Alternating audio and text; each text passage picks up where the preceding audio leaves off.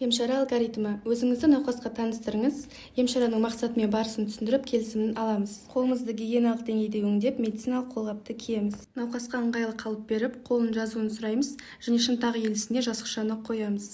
Венепункция жасалатын жерден 7-10 см жоғары жерге, жейдеге немесе жаялыққа бұрау саламыз. Науқастан қолын тыюды сұраймыз.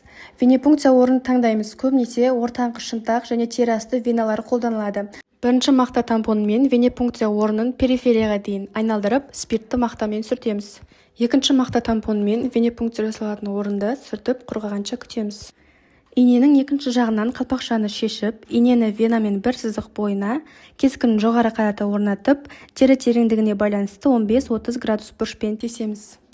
Пробирканы ине ұстағышқа тірелгенше қойып, қан пробиркаға түсе бастағанда бұрауды алып тастаймыз. Өзімізге қажетті мөлшерде қан алып, пробирканы ұстағыштан шығарамыз, ақырын аударамыз. Үшінші мақта тампонымен венепункция орнын басып, инені шығарамыз. Сынаманы толтырғышпен араластыру үшін пробирканы ақырын 5-6 рет аударып, лабораторияға жолдамамен бірге жібереміз. Қолданылған ине мен бір реттік ұстағышты Б сыныбына салып, қолданылған лотоктарды зарарсыздандыру ерітіндісі бар ыдысқа салып, қолымызды қолғапты шешіп, Б класына тастаймыз және қолымызды гигиеналық деңгейде өңдеп кептіреміз.